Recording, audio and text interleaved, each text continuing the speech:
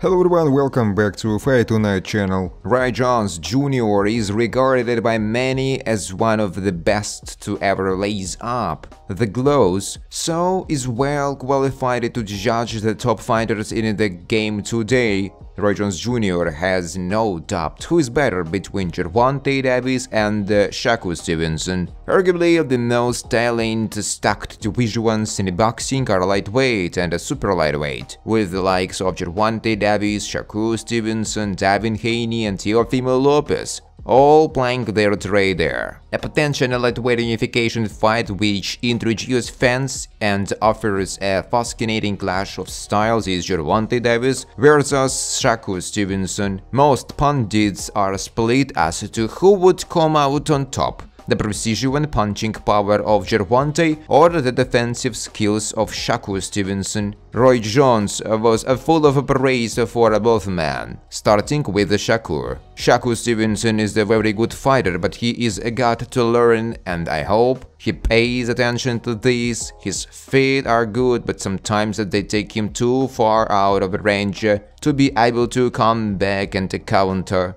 The last guy he fought, the guy was a good puncher, so when he was jumping back, he was jumping too far back, out of range, to where he could not get something right away, and for the fans it starts to look boring.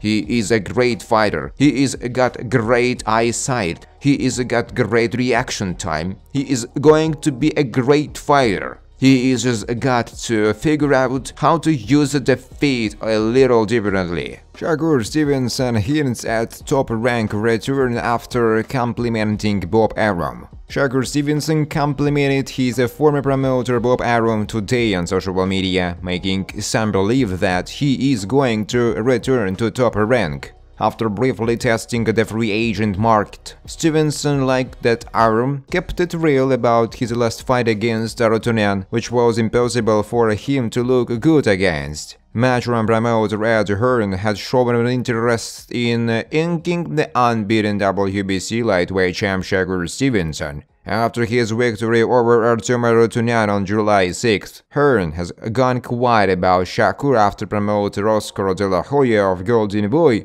commented on social media that his fighter William Zepeda wanna be told who to fight after the WBC are the negotiations to begin between him and Stevenson for a match. Zepeda was the guy that Hearn wanted for Stevenson if he signed him. Without him, Hearn only has lightweight Andy Cross and a handful of lightweight welterweights that Shakur would have no interest in fighting, such as Liam Parrow, Jack Catterall and Sabriel Matthews. Hearn has got to know that if he signs with a Matchroom, he doesn't have anyone to match Shakur with, and he could soon be a disgruntled employee, airing his unhappiness on social media and letting the world know how unhappy he is about not getting the fight he thought he would get. Matchroom boxing was the only real option Shakur had as a free agent unless he wanted to sign with BBC,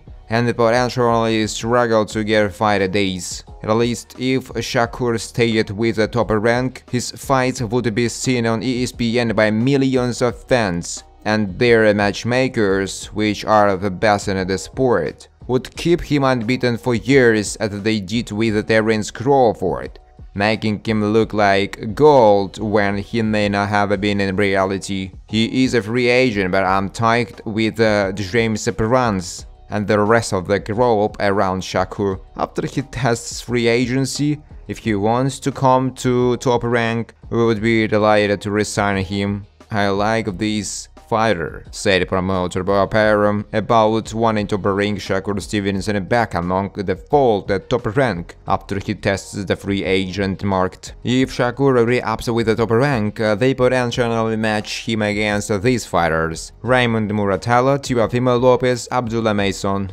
And BBC are willing to take that fight. It would be a massive dual platform fight in the world with ESPN, pay-per-view and the Prime Video. It's too bad Shakur is friends with Gervonta Davis, because he would be an option for him as well. He is a free agent now, it's no different than a football player. He finished his contract, he is a free agent and he tested the market. That's what Shakur is doing. Hopefully, after he tests the market, he will come back to us. Sayarm. The former 4-weight world champion believes Gervonta is one of the deadliest fighters in the sport. He's really pound for pound one of the best ones out there. He can punch, but he also can box. Somebody that can box can't punch. Somebody that can punch can't box. Not many guys can do that today. He shows discipline, he knows how to set the punch up before he does it. He's patient enough to set the punch up before he does it. That's a real chess player in the boxing ring. That's the most deadly kind of guy in the world in boxing. A guy that can play chess in the boxing ring. Asked if Shakur was the best lightweight in the world, Roy Jones did not hesitate to shut it down. Right now, no. Instead, he believes the Baltimore native is the best of the bunch. The leader of the race right now is Gervonta Davis, Roy Jones Jr. said. Gervonta Davis' Olympics dream comes true as he gears up to rally for Team USA. With great power comes a great responsibility. The self-proclaimed face of boxing, Gervonta Davis is not just going to waste his time anyway, following his spectacular comeback performance against Frank Martin last month, as he is still on the lookout for his next opponent. His country beckons him. The 30-0 undefeated boxer's skill set and knowledge about sweet science is in high demand. The Baltimore native has been given the chance to realize his Olympic dream by taking on the advisory role for Team USA.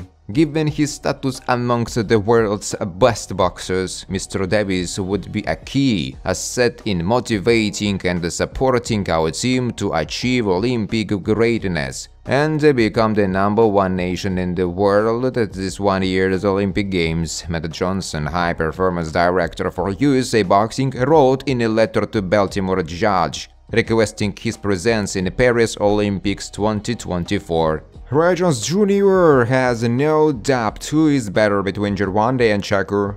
Roy Jones Jr. is regarded by many as one of the best to ever lace up the gloves, so is well qualified to judge the top fighters in the game today. Arguably the most talent-stacked division in boxing is lightweight. Speaking to social media, Roy Jones was full of praise for both men, starting with Shakur. Shakur is a very good fighter, but he is got to learn, and I hope he pays attention to this. His feet are good, but sometimes they take him too far out of range to be able to come back and counter. The last guy he fought, the guy was a good puncher, so when he was jumping back, he was jumping too far back out of the range to where he could not get something right away, and for the fans, it starts to look boring. He is a great fighter. He is got great reaction time, he is going to be a great fighter, he is just got to figure out how to use the feet a little differently. The former 4-weight world champion believes Gervonta is one of the deadliest fighters in the sport. He's one of the best ones out there. He is really pound for pound one of the best ones out there. He can punch, but he also can box. Somebody that can box can punch. Somebody that can punch can box. Not many guys can do that today. He shows discipline. He knows how to set the punch up before he does it. He is patient enough to set the punch up before he does it. That's a real chess player in the boxing ring.